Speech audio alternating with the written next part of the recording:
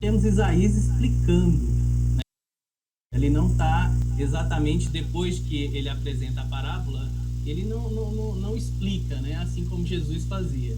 Então nós fazemos aqui um exercício, né? Os comentaristas fazem um exercício de interpretação, né? De hermenêutica, exegese, para tentarmos abstrair da passagem e fazer as relações, as correlações com os textos que antecedem, né? Para ver se a gente tem uma explicação melhor, uma boa explicação para o que o profeta Isaías está dizendo aqui, né? E a gente pode ver, se os irmãos lembram das lições anteriores, no capítulo 28 de Isaías, nós temos ali duas passagens, a gente vai falar um pouquinho delas agora, mas a gente deveria, antes de iniciar o nosso estudo, ter duas perguntas em mente, né? Por quê? E a gente vai ter uma ideia agora, né? A primeira pergunta era: o estilo de vida de Jerusalém, ele refletia, na verdade, o que aconteceu em Samaria. Nós sabemos que Samaria o povo de Samaria era um povo que estava misturado, era um povo que, na verdade, era idólatra, ele já estava muito sincrético com relação às suas crenças, né? Então, Samaria, nós vemos que lá no início do versículo 28, ela sofre um juízo, né? E a pergunta é: será que a história de Jerusalém seguiria esse mesmo caminho de Samaria? Porque nós vemos ali nos versículos de 1 a 7 que houve um juízo de Deus para com Samaria. E agora, será que Jerusalém passaria por esse mesmo juízo? Outra pergunta: Samaria pagou, né, com a destruição, né, com o que aconteceu, né, com relação a ela, por seu orgulho, por estar ali distante dos caminhos do Senhor. Será que Jerusalém também cairia da mesma forma? Então, quando a gente começa a abordar, antes de abordar o texto, a gente deveria se fazer essa pergunta, porque, na verdade, a gente está retomando com esse texto, segundo alguns comentaristas, aquilo que foi trabalhado na parte anterior do capítulo 28, que seria a destruição, né, de Samaria, e uma previsão da destruição de Jerusalém. Tipos de semente que tem ali, né? Da mais singela semente, como essa que a gente pode ver aqui que são as sementes do endro e do cominho, até aquelas que exigem menos cuidado, como a cevada e o trigo. Então, esse agricultor, ele é bastante inteligente, conhece bastante aquilo que ele está fazendo. Veja, a gente está sempre remetendo a um lavrador que sabe bem aquilo que ele está fazendo. Continuando aí no versículo 26, tentar correr, viu, meus irmãos? Eu sou prolixo mesmo. Versículo 26, pois o seu Deus o instrui devidamente e o ensina. Então aqui mostra que todo esse preparo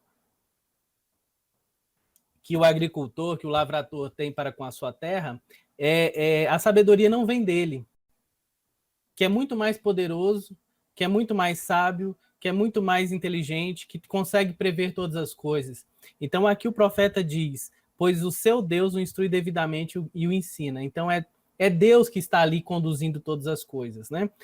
Aquela sabedoria, aquela inteligência não vem do próprio lavrador, do próprio agricultor. Deus é que é a fonte de todo esse dom, de todo esse talento, de tudo aquilo que ele conhece. E alguns comentaristas, eles trazem que isso aqui remete um pouco à criação, à doutrina da criação da Bíblia.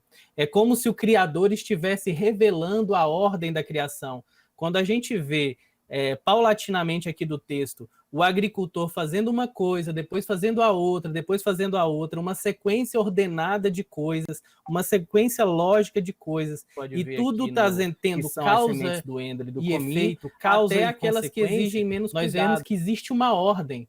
Então, o terreno é preparado, é semeado, depois nós vamos ver que há colheita. Então, existe uma ordem de criação aqui, uma ordem das coisas. Então, Deus aqui também nos mostra, por meio dessa parábola aqui, que o profeta Isaías nos apresenta, um toque de criação de Deus. É Deus criando tanto, mostrando a ordem da criação das coisas no aspecto físico, mas também do aspecto espiritual. Se os irmãos também conseguiram perceber esse paralelo, é Deus trabalhando na vida do seu povo, fazendo o povo passar por certas dificuldades para que o povo aprenda quem é o verdadeiro Deus, se desvie dos seus maus caminhos e retorne de novo. Então, nesse primeiro trecho de 23 a 26, nós vemos a primeira parábola, que é a parábola que a gente já viu aqui, que é da semeadura. Então, a gente termina aqui no versículo 26, falando da parábola da semeadura. E aqui a gente adentra agora na parte da colheita. E é bem interessante também o paralelo que nós trazemos com o juízo de Deus. O versículo 27, eu vou trabalhar os dois juntos, porque não se debulha o endro com instrumento de trilhar, nem se passa a roda de carro sobre o cominho, mas o endro é debulhado com uma vara e o cominho com um pedaço de pau. O cereal é debulhado, mas o lavrador não o trilha sem parar. As rodas do carro passam por cima dele, mas os seus cavalos não esmagam os grãos. Vou deixar aqui numa figurinha que vai nos ilustrar um pouquinho disso aqui. Olha só, no verso anterior que nós vimos, então Deus é quem instrui o lavrador, né, o agricultor no seu ofício. Então Deus é que traz essa sabedoria. E também é demonstrado aqui que esse lavrador, ele sabe a diferença entre as diversas espécies, diversos tipos de grãos a serem cultivados. Isso acontece não só no cultivo, na hora que é realizada a semeadura, mas também na hora da colheita. Os irmãos viram que o endro lá é uma semente bem pequena, frágil, e ela dá... vou voltar aqui, né? Nós vemos essas plantas aqui, né? Que também são frágeis. Então, deve existir um cuidado aqui na hora de ceifá-las, na hora de colhê-las. Falando um pouquinho sobre o endro, né? Para quem ainda não conhece, é uma planta com sementes picantes e aromáticas. Ela é usada como condimento, também procurada por motivos medicinais, né? Ela, embora fosse cultivada, ela também crescia naquela região de maneira selvagem, né? Então você poderia encontrar o endro crescendo ali sem a necessidade de cultivo.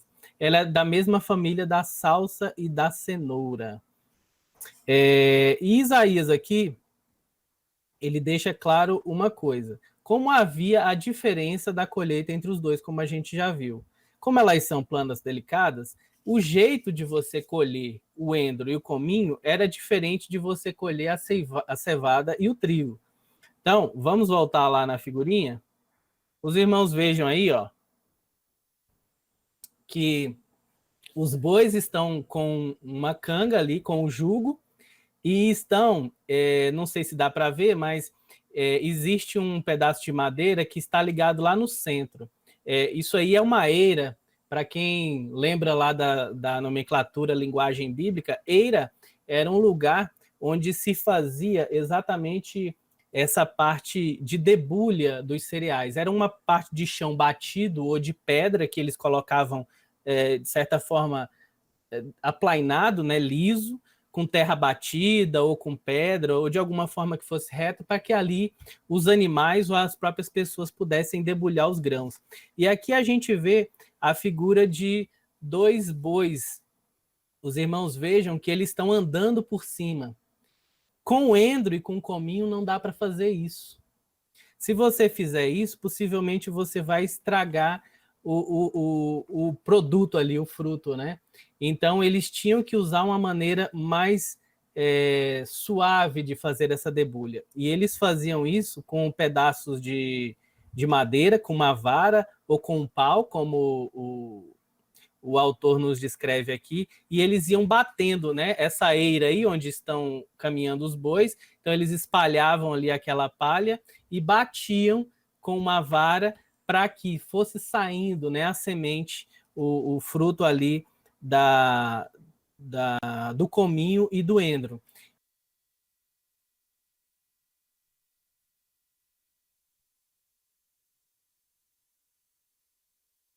Sim. Outras vezes eles também, esses bois, eles carregavam algum instrumento de metal para passar por cima, né? De forma que fosse quebrado ali, debulhado. E é interessante porque na Bíblia, tanto a expressão trilhar quanto debulhar, eles eram também usados com significado de juízo. Olha só como essa parábola é rica. Então, quando se fala em debulhar aqui, em trilhar, que também era uma outra há um outro sinônimo para isso, porque vocês veem que o boi está trilhando ali por cima da eira e passando por cima desses... por cima dessas plantas, então eles estão debulhando ali para tirar a semente. Então, isso também tem uma característica de juízo de Deus. E vejam, o lavrador usa diferentes técnicas. Para o endro e para o cominho, ele usa uma técnica, a técnica das varas, e aqui, para o trigo e para a cevada, ele também poderia usar as varas, mas ele usava muitas vezes os bois e um carro que ia passando com rodas também, para ir debulhando isso. Então, o autor, ele mostra esse cuidado, que se o agricultor debulhar demasiadamente o grão, ele vai acabar esmagando. Né? Então, Deus, quando conduz os seus juízos, os seus castigos, ele sempre faz com sabedoria. Se ele usar de excesso para alguma coisa, ele vai acabar perdendo aquele grão. Né? Então, Deus, aqui é mostrando, né, como Deus trabalha os seus juízos. Então, de acordo com cada situação, com cada povo, com cada geração, ele trabalha de uma maneira com seus juízos, e aí ele aplica com a sua sabedoria a melhor forma de ensinar esse povo e de tratar esse povo. Então, a nação que precisava ser castigada de uma forma mais dura, assim era feito, assim como os bois passavam por cima ali da cevada e do trigo, e se o povo precisasse de um castigo mais brando para sua orientação, então usava a vara. Então, os irmãos conseguem verificar esse paralelo, né? Eu achei bastante interessante. O texto também fala que Deus, ele muitas vezes nos traz a ideia também que ele não está em inatividade, ele está sempre operando. Muitas vezes, no silêncio, ele não está assim como o agricultor, de forma relapsa, sem fazer nada. Ele está esperando os tempos certos, usando da sabedoria para o melhor momento de plantar, o melhor momento de colher. Então, Deus faz as coisas de acordo com a sua sabedoria, no tempo certo e da maneira certa, utilizando os instrumentos certos. Né? A gente pode trazer esse paralelo. E aí, no versículo... Estou tentando correr, viu? Versículo 29, diz assim: também isso procede do Senhor dos exércitos, ele é maravilhoso em conselho e grande em sabedoria. Então, quando também o profeta encerra essa segunda parábola, ele deixa bem claro, desde o início, né, tanto na primeira parte, na primeira parábola, quanto na segunda, que toda essa sabedoria, toda essa instrução, essa capacidade não vem do lavrador, ela procede do Senhor dos Exércitos. E aqui, Senhor dos Exércitos, é uma expressão que os irmãos já estão bem familiarizados, por diversas vezes ela é utilizada aqui em Isaías. A intenção realmente é demonstrar o poderio de Deus. E lendo em alguns autores, eles falam que quando Isaías se referia a Senhor dos Exércitos, ele se referia não só aos exércitos de Jerusalém ou do povo de Israel e de Judá, mas de todos os exércitos, inclusive os exércitos inimigos. Então, Deus controlava tudo, não só os exércitos que estavam ali debaixo do povo de Israel ou de Jerusalém, mas também os exércitos da Babilônia, da Síria e de todos aqueles povos inimigos. Então, o Senhor é o Senhor dos exércitos, é o Senhor dos juízos. Então, esses exércitos, quando eram utilizados para punir o povo, né, porque estavam se desviando, também estavam debaixo dessa orientação. E daí a ideia do juízo, né? E o autor conclui aqui dizendo que ele é maravilhoso em conselho e grande em sabedoria. Mesmo que seus juízos fossem dolorosos, seus propósitos eram sempre maravilhosos e sábios. Esses atributos também são enaltecidos pelo profeta, né, em vários momentos do livro de Isaías. Então, Deus mostrando aqui por meio de uma parábola, né, trazida por Isaías, como ele trabalha no coração do seu povo e dos povos que estão ao seu redor, trazendo o seu juízo com sabedoria. A gente pode trazer algumas considerações, né, para finalizando já o nosso estudo aqui. As aflições que passamos são instrumentos habituais que Deus usa para nos moldar e nos separar daquilo que não convém. Deus nos prepara para o seu uso de acordo com a nossa resistência. Embora o julgamento seja necessário, o Senhor não permitirá que seja excessivo. Mesmo quando a terra se turba com guerras ou passamos por momentos de dificuldade, fraqueza, de doença, de crise, como nós estamos passando agora nessa epidemia, nós sabemos que Deus está preparando uma colheita espiritual e proveitosa para o seu povo lá na frente. Ainda que esse processo ele seja trabalhoso, né, exija o arado, né, quebrando a terra, revolvendo a terra, e depois esse processo de debulhar, de esmagar os grãos, mas ainda assim nós vamos passar por isso sabendo que Deus está conosco. Ele também traz aqui, a gente pode trazer a ideia de que ele sabe distinguir, né, entre as plantas que são mais frágeis e as mais resistentes. E assim Deus também nos trata, considerando as características de cada um de nós, características individuais, a característica de um povo, a nossa obediência. E nós sabemos que ele conduz esses juízos com sabedoria. Então, ele o fará de maneira proporcional. Ele vê o seu povo, vê a sua atitude, vê o seu coração contrito, e Deus responde a esse coração contrito, a esse arrependimento, e se volta para o seu povo, né? Alguns brincam, né? Acho que é o Franklin que brinca, que ele tinha um professor que dizia que de acordo, porque na verdade nós teremos um juízo, né, meus irmãos? Seremos julgados. E claro, né, aqueles que foram convencidos pelo Espírito Santo do pecado, do juízo, entenderam que Jesus Cristo é o nosso Salvador, eles já estão justificados, né? Mas os atos eles serão julgados de acordo com o que fazemos, né? Então alguns dizem que em alguns lugares vai ter o inferno com ar-condicionado, não é isso? Assim, para aqueles, à luz do que tiveram de sabedoria, de entendimento, eles serão julgados, né? Então, tem gente que não teve acesso à palavra, tem gente que teve acesso à palavra e ainda assim a rejeitou. Então, essas pessoas terão um tratamento diferenciado.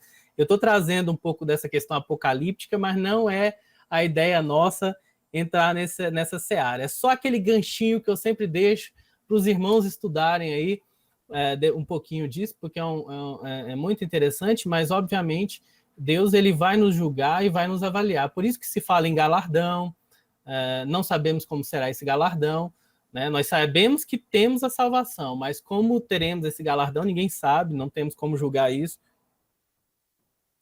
E também aqueles que irão para o lago de fogo, também haverá gradação, né? De acordo com a luz do entendimento. Por isso que ser pastor, ser professor, ser mestre da palavra é uma responsabilidade muito grande, porque nós seremos julgados por aquilo, pela fidelidade com que nós trazemos a palavra do Senhor. Certo? Isso foi só uma parte, né, para concluir, mas deixo os irmãos aí abertos, espero que os irmãos tenham entendido. Se os irmãos tiverem alguma dúvida, eu puder também ajudar, fiquem à vontade. Davi? Sim. Eu quero só falar que essa parte de debulhamento, que você mostrou aí com as varas, né? Eu cheguei a pegar esse período também lá em casa, na roça, essas agriculturas mais rústicas, de qual forma que eles tinham de debulhar o arroz, o feijão, era exatamente isso. Às vezes colocavam um couro de boi grandão, né? E colocava por cima e eles iam batendo. Eu mesmo bati muito isso, né? Para debulhar. Deixava secar, era na época do sol, deixava secar mais para debulhar mais rápido.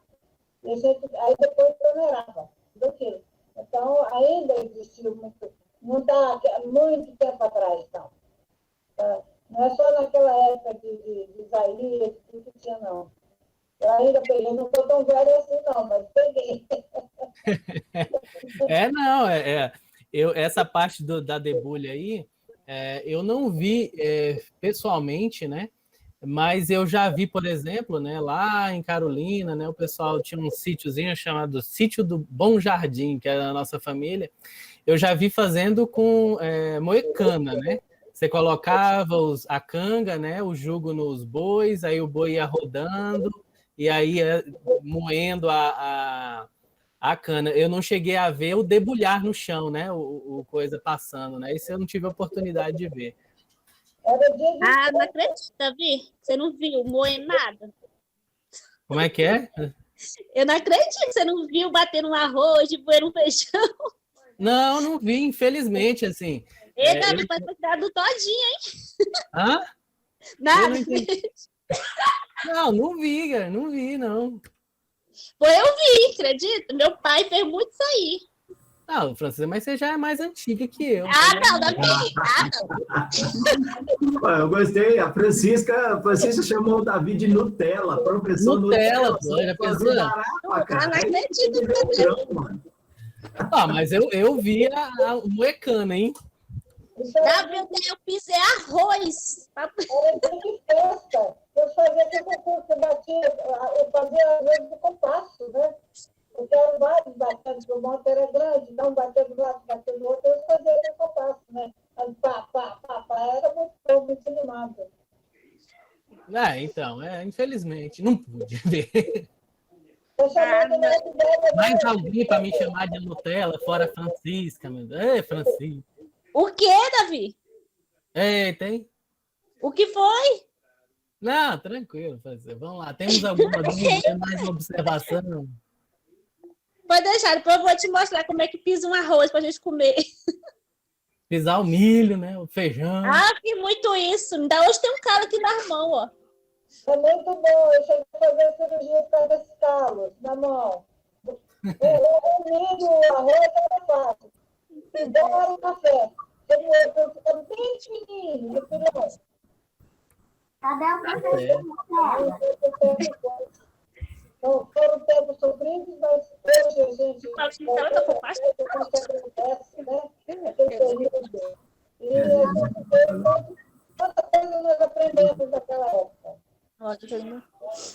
E hoje podemos associar, ligar uma coisa com a outra. Eu não consegui entender, assim, me deu uma...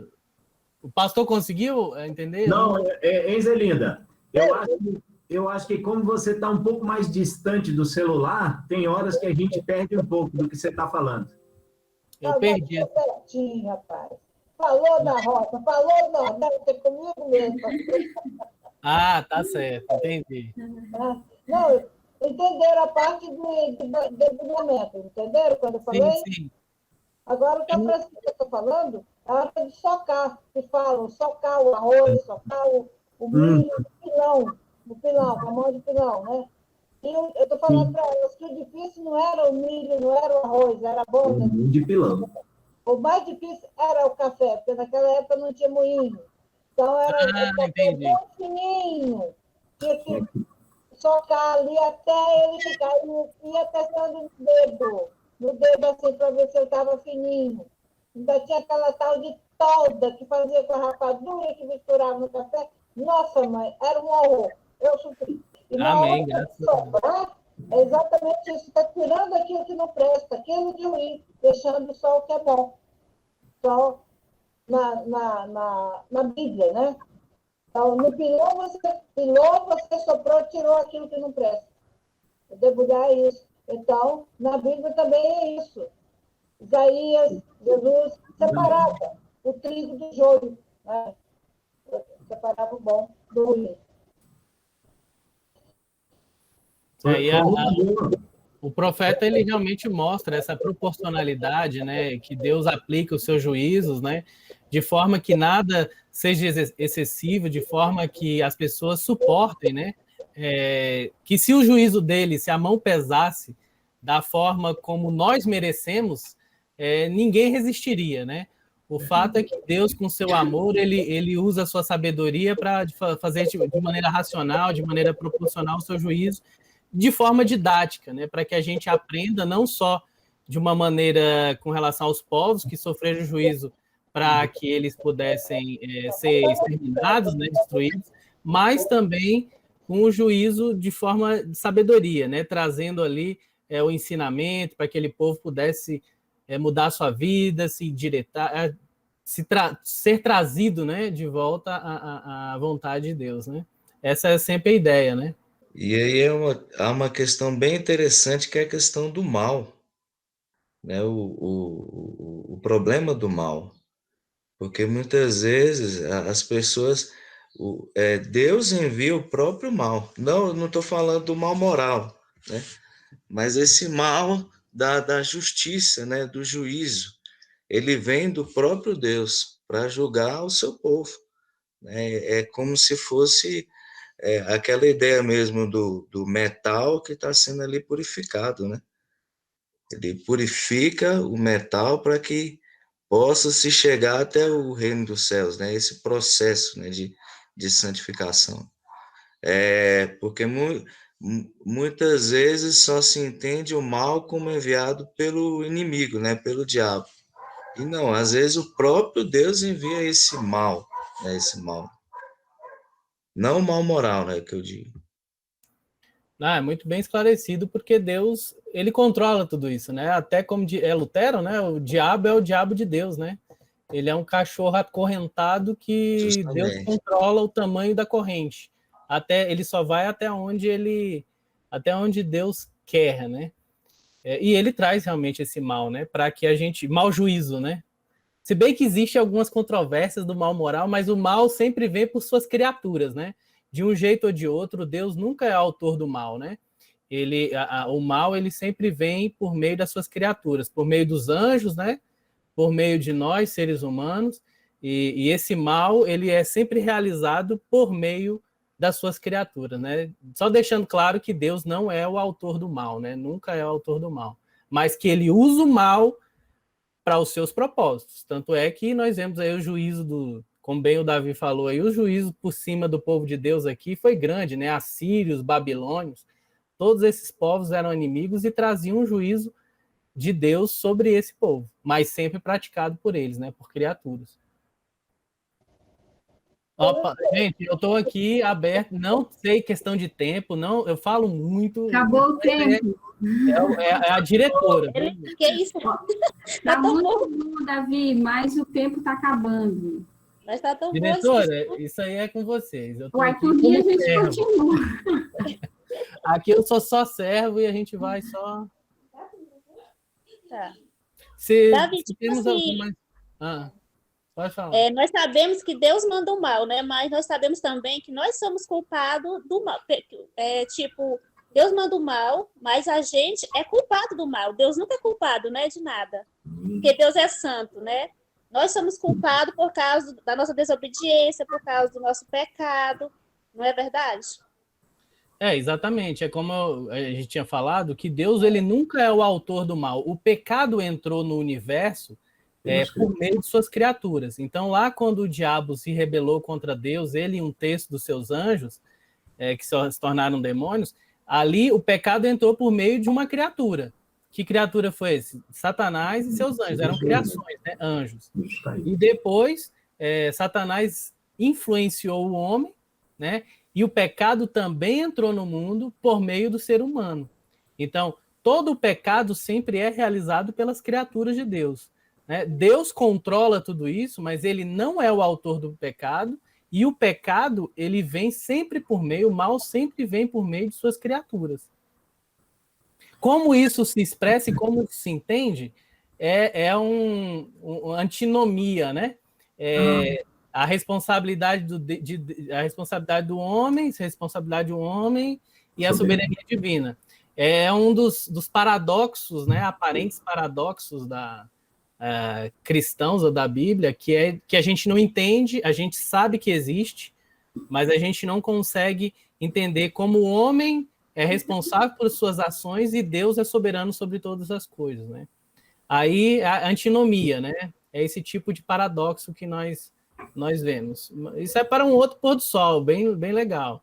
Eu dou outros exemplos, né? De antinomia, a Trindade, né? Deus Pai, Deus Filho, Deus Espírito Santo, um só Deus que subsiste em 3 pessoas. Outro exemplo, você colocar aí na sua... que é a questão de Deus, né? A natureza hipostática de Jesus Cristo, Deus homem, o homem Deus, 100% homem, vero Deus. Então, são coisas que a gente não consegue entender, mas que são verdades bíblicas, né? São revelações de Deus Então, o homem ser responsável e Deus ser soberano é uma revelação de Deus. A gente consegue entender isso? Não. Como é que Deus controlando todas as coisas e ainda assim o homem e a criatura sendo responsável pelos seus pecados, a gente não consegue entender, mas são verdades bíblicas reveladas, são mistérios, né? A gente não consegue entender, mas são revelados. Mistério. E a gente encontra alento aí, encontra conforto, ainda que não expliquemos, não consigamos entender, encontra conforto em quê? Sendo ele soberano, mesmo o juízo dele, por ele trazido através de um inimigo, através de uma pandemia, mesmo isso, por ele será também conduzido, controlado, porque ele é soberano. Então, ele vai utilizar isso que é negativo para um crescimento, para conversões, para fortalecimento da fé, para renovação da esperança, e ele sempre faz isso, né? Essa é sempre uma pergunta que os incrédulos, ateus, agnósticos nos fazem. Como é que, numa pandemia dessa, como é que num tsunami, se Deus existe, por que então acontecem essas coisas? Se Deus é bom, então, se essas coisas existem, então ou Deus não é bom ou Deus não existe, né? É um outro paradoxo, né? Que também é para um outro pôr do sol, né? Na verdade, é porque o homem é mau, né? É porque o homem é mau. E muitas vezes, isso aí que a Francisca falou, eu achei muito interessante, é algo que eu queria falar também, que muito sofrimento que a gente tem, muitas vezes, são consequência do pecado. E não necessariamente é porque Deus quis fazer aquilo com você, Deus quis, ai Deus, por que Deus? Por que isso? Por que aquilo? Mas muitas vezes, não sempre, mas pode ter certeza que muitos dos sofrimentos são consequências do nosso pecado. Não, com certeza. Aqui a gente fala só no caso, por exemplo, de uma tsunami, ou de uma coisa assim, um vulcão, ou coisas assim, eventos naturais que aconteçam e que, obviamente, não estão, embora a Terra, né, existe esse outro aspecto, a Terra esteja contaminada pelo pecado, tenha sido desvirtuada, a natureza sofreu quando o homem pecou. Não foi só o homem que sofre com as consequências do pecado, mas a natureza sofre e ela também tem que ser redimida. Mas o fato é que tem eventos naturais que a gente às vezes não consegue explicar. Mas qual é a relação disso com a humanidade? Ela está passando isso? Bom, a gente pode pensar que existem os propósitos de Deus que a gente não vai conseguir entender. Existe também a questão da natureza estar caída, então a gente sofre isso. Também tem a nossa natureza que está caída. Então, assim, tem muitos aspectos que às vezes a gente não consegue entender, né? É claro, a gente nunca pode levar tudo para o pessoal. Está acontecendo isso, especificamente para mim, mas de tudo a gente pode tirar uma lição. Com certeza, eu acredito que a pandemia é um tipo de juízo de Deus. A gente pode até entrar depois numa conversa sobre isso, mas eu acredito que o que nós estamos passando é um tipo de juízo de Deus. Não o julgamento final, mas um tipo de puxão de orelha para a humanidade, para que ela venha a depender mais de Deus e rever os seus conceitos, como ele faz de eras em eras. Eu acho que tem um quê de julgamento de Deus nessa pandemia também. Bom, é o que eu tinha a dizer. Então, a EBD vai ficar aí para forever. Maravilha, mas é muito bom termos esses despertamentos, essas percepções e também perguntas que nem sempre são respondidas, mas que levam a gente a considerar outros aspectos.